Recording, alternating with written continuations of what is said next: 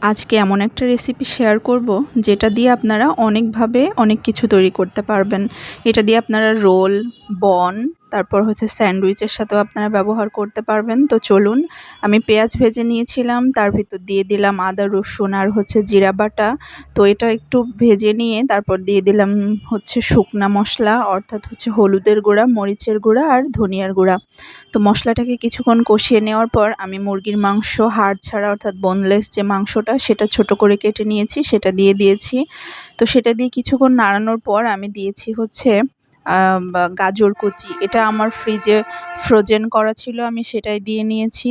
তো এটা দিয়ে কিছুক্ষণ ধরে কষিয়ে নিতে হবে। তো কষিয়ে নেওয়ার পর খুবই অল্প পরিমাণে পানি দিতে হবে, কারণ হচ্ছে এটা সিদ্ধ হতে একদমই বেশি সময় লাগবে না। কারণ মুরগির মাংস, গাজর কোনোটাই সিদ্ধ হতে খুব বেশি সময় লাগে না। তো আমি কিছুক্ষণ ঢেকে দিব। তো দেখতেই পাচ্ছেন এই যে আমারটা কিন্তু রেডি হয়ে গিয়েছে, আর আমি এটা দিয়ে চিকেন বন বানিয়েছিলাম, সেটাও আপনাদের সাথে শেয়ার করব খুব শীঘ্রই। ধন্যবাদ সবাইকে। আমার ভিডিওটা ভালো লাগলে অবশ্যই লাইক কমেন্ট করবেন।